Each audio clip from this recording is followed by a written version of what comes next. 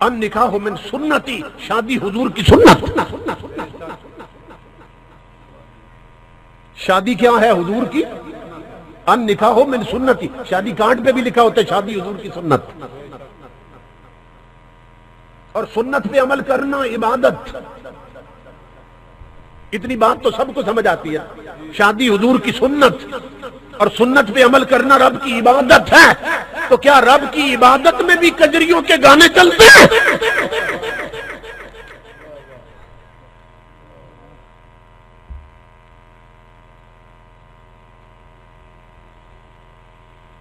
میری ماں بہنوں بیٹیوں، شادی کرنا نبی کی سنت اور سنت پہ عمل کرنا رب کی عبادت ہے. تو کیا رب کی عبادت میں بھی ڈھولکی کی ٹھاک پر بچیاں گانے گاتی ہیں؟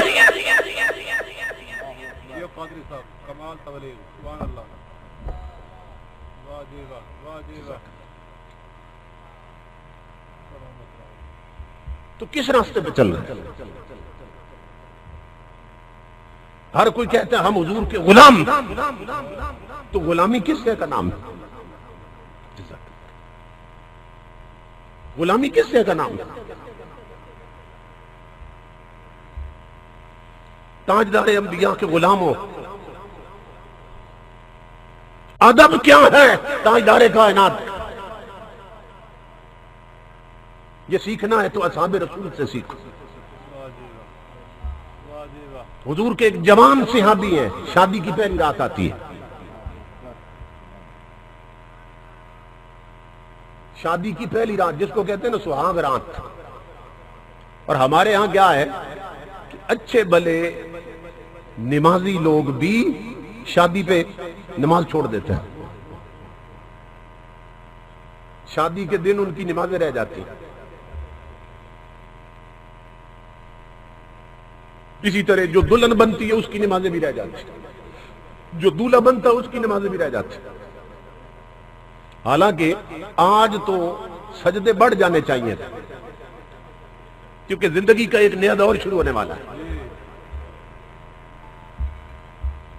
آج تو چاہیے تھا کہ صرف فرض اور سنتیں نہ پڑھی جاتی، نفل بھی زیادہ کیے جاتے، زیادہ ادا کیے جاتے تاکہ برکت آتی اس نئے جوڑے میں. مگر دلہن نے بھی نمازیں چھوڑ دی، دولہے نے بھی چھوڑ دی. کیوں؟ اس لیے کہ نماز کے لیے وضو ضروری ہے. اور جس دلہن نے اور دولہے نے بیوٹی پارلر پہ جا کر 30,000 کا میک اپ کروایا ہے، وہ پاگل ہے کہ وضو کر کے ہر شے اتار دے؟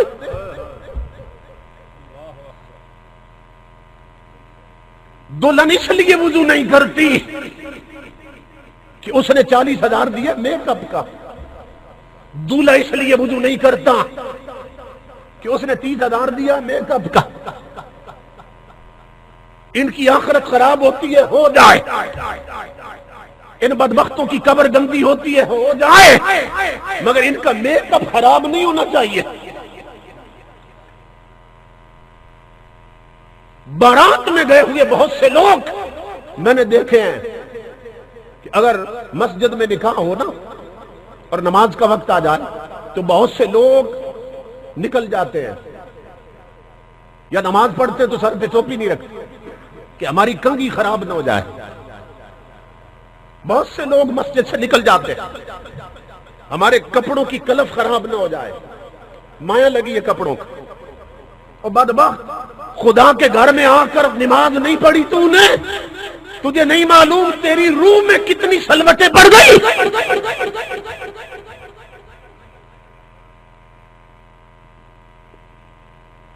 سوچو تو سلوٹوں سے اٹی ہے تمام روح، اور دیکھو تو ایک شکن بھی نہیں ہے لباس میں. تیری روح میں کتنی سلوٹیں پڑ گئی.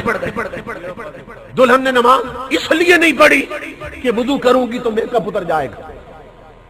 دولہا اس لیے وضو نہیں کر رہا کہ وضو کروں گا تو میک اپ اتر جائے گا.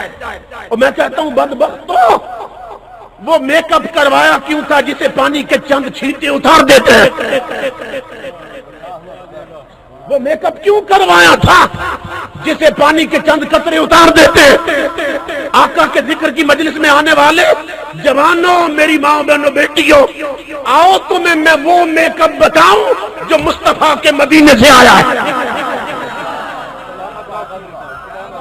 اس میک اپ کو چھوڑ دو جو تم نے فلموں سے سیکھا ہے، جو تم نے ڈراموں سے سیکھا ہے، جو تم نے انگریز کے ماحول سے سیکھا ہے، جو تم نے بے غیرتی بے حیائی کے ماحول سے سیکھا ہے۔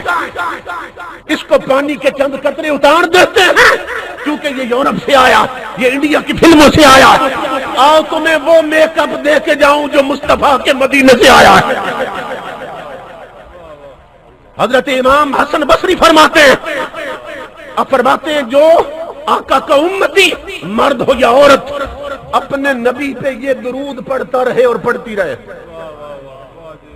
میں میک اپ دے کے جا رہا ہوں، میری ماں بہنوں بیٹیوں، میک اپ کرنا ہے تو مدینے کا کرو۔ امام حسن بصری فرماتے ہیں جو اپنے نبی پہ یہ درود پڑھتی رہے اور یہ درود پڑھتا رہے، اللہ رب العزت اس کے چہرے کو وہ چمک اور حسن دیتا ہے کہ موت بھی چہرے کا حسن خراب نہیں کر سکتی ہے۔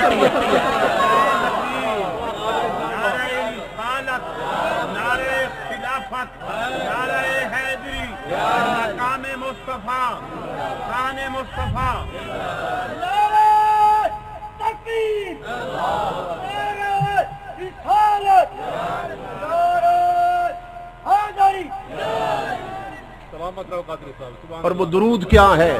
صرف چند لفظ ہیں، اللہم صلی علی من تفتقت من نورہ الازہار، اتنا سا درود پاک۔ اللہم صلی علی من تفتقت من نورہ الازہار۔ جانتے ہیں اس کا ترجمہ اور معنی کیا ہے؟ اس کا معنی یہ ہے اللہ اپنے اس نبی پہ درود بھیج کہ جس کے نور کی بھیک لے کر چمن میں پھول کھلتے ہیں، کہ جس کے نور کی خیرات لے کر چمن میں پھول کھلتے ہیں۔ تو جو مرد عورت جوان لڑکا لڑکی یہ درود پڑھتا رہے، اللہ رب العزت چہرے کو وہ حسن دیتا ہے کہ مر بھی جائے تو چہرے کا حسن خراب نہیں ہوتا ہے۔ تو چاہیے یہ کہ اگر شادی ہو دلہن بھی وضو کر لے، دولہا بھی وضو کر لے، یہ بارات لے کے جائے، جاتے ہوئے درود پڑھتا جائے، وہ آئے وہ درود پڑھتی آئے، پھر دیکھو کیا ہوتا ہے۔ اب میک اپ کے لیے اگر وضو چھوڑ دیے جائیں، نمازیں چھوڑ دی جائیں، اور شادی سے کئی دن پہلے گھر میں ڈھولک کی تھاپ پر بچیاں گانے گائیں اور ڈیک لگا کر کنجریوں کے گانے چلا دیے جائیں، تو پھر ان شادیوں کے نتیجے میں جو نسل پیدا ہوتی ہے وہ ڈسکو ڈانسر بنتے ہیں، وہ رب رسول کے باغی بنتے ہیں، وہ دین اور شریعت کے باغی اور غدار بنتے ہیں۔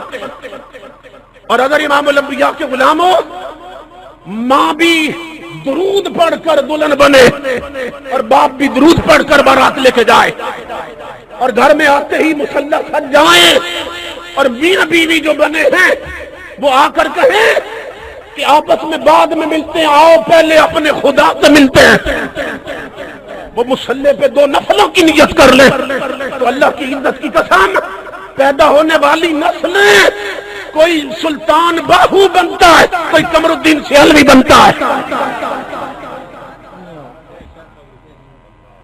واہ واہ۔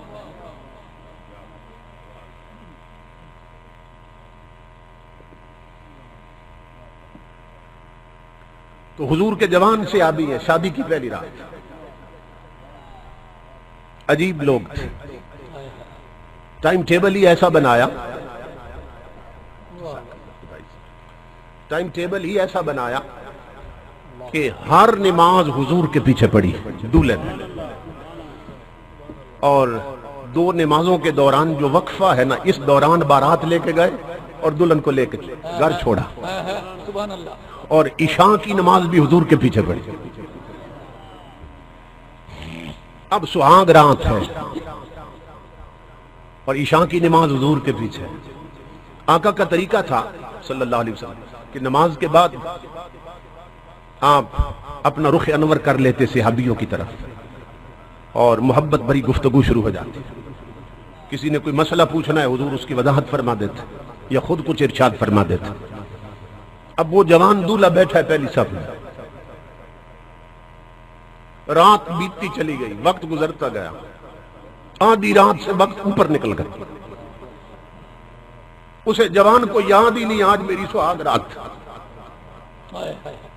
وہ آقا کے جلووں میں ایسا کھویا وہ بھول گیا کہ آج سہاگ رات تھا.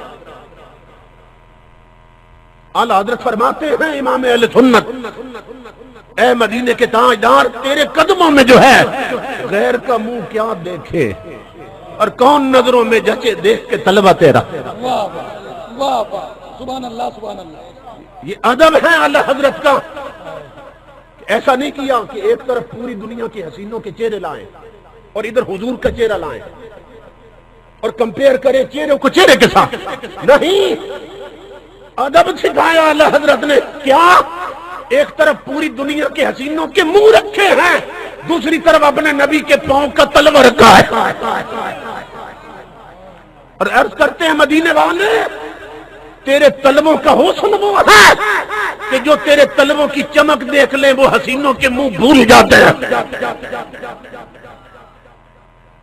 تو جو تلوے دیکھ لیں وہ حسینوں کے منہ بھول جاتے ہیں. تو یہ جو جس کی سہاگ رات ہے یہ تو حضور کا چہرہ دیکھ رہا ہے, اسے کیا یاد رہنا تھا. آدھی رات سے وقت اوپر نکل گیا, وہ حضور کے جلووں میں گم ہے.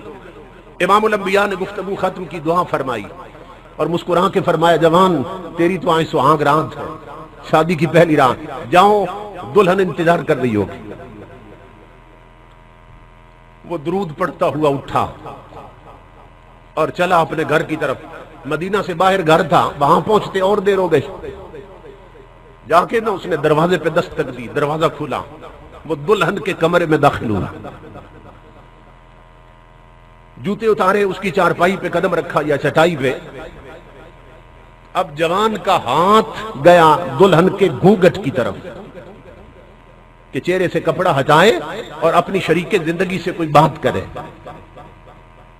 مدینہ پاک کا شہر, سہاگ رات, آدھی رات سے وقت اوپر نکل چکا. دونوں جوان ہیں, اس کا ہاتھ گیا گھونگھٹ کی طرف. قریب تھا کہ دونوں جوان جذبے آپس میں ہم کلام ہوتے, کوئی محبت بڑی بات کرتے. وہ چہرے سے کپڑا ہٹانے لگا کہ مدینے کی آبادی سے حضرت بلال حبشی کی آواز آ گئی. وہ اعلان کر رہے تھے مدینے والوں تمہیں محمد عربی بلا رہے ہیں. کیوں؟ جہاد کے لیے حکم آ گیا ہے. اللہ جہاد کے لیے آیت اتر آئی ہے. کل تم نے اپنے سروں پہ کفن باندھ کر مصطفیٰ کے قدموں پہ اپنی گردنیں کٹانی ہیں. اے مدینے والوں تمہیں حضور بلا رہے ہیں. اور کرکٹ میچ کے لیے جمعے چھوڑنے والے جوانوں, یہ ہے محبت مصطفیٰ. جب بلال حبشی کی آواز گئی کانوں میں, اس جوان کا جو ہاتھ گیا تھا نا گھونگھٹ کی طرف, وہ ہاتھ پیچھے ہٹایا, قدم چارپائی سے اتر آئے, جوتے پہن کر دیوار کی طرف گیا, تلوار لٹک رہی تھی, اس کو اٹھا کر باہر نکلنے لگا. دلہن دوڑ کر قدموں سے لپٹ گئی, کہنے لگی جوان شادی کی پہلی رات ہے, تو نے ابھی میرے چہرے سے نقاب بھی نہیں الٹی, تو نے کوئی محبت بھری بات نہیں کی, اور میرے سرتاج مجھے چھوڑ کے کہاں جا رہا ہے؟ جوان نے جھٹکا دیا اور دامن چھڑا کر کہا نادان مجھے مت روک, مجھے میرے سرتاج نے بلایا ہے. اگر تیرے سر کا سائی میں ہوں تو مجھے میرے سر کے سائی نے بلایا. اگر تیرا سرتاج میں ہوں تو محمد عربی میرے سر کا تاج ہے. مجھے میرے آقا یاد فرما رہے ہیں. دلہن کہنے لگی جہاد تو صبح ہوگا, آپ رات تو یہی کر لیں. اس نے کہا نادان تو شادی کی رات دیکھ رہی ہے, مجھے یار کا بلاوا آ گیا. یہ تو ایک رات ہے, ہزاروں راتیں محمد عربی کے بلاوے پر قربان. جوان یہ کہہ کر آقا کی بارگاہ میں پہنچا, گھر پلٹ کے نہیں آیا, سیدھا میدان جنگ میں صحابہ کہتے ہیں حضور صلی اللہ علیہ وسلم کا طریقہ یہ تھا، بلند مقام پہ نہ کھڑے ہو جاتے تھے حضور اپنے خیمے کے باہر، تو جتنے صحابہ کرام جنگ لڑتے سب پہ نگاہ رحمت ڈالتے تھے کہ اللہ کے دین کے تحفظ کے لیے اور سربلندی کے لیے کس طرح اپنی گردنیں کھجوا رہے ہیں، تو سب کو دیکھتے حضور۔ لیکن صحابہ کہتے ہیں آج انداز بدلا ہوا تھا کہ حضور خیمہ کے باہر کھڑے تو ضرور تھے مگر نظر اس جوان سے ہٹ نہیں گئی تھی۔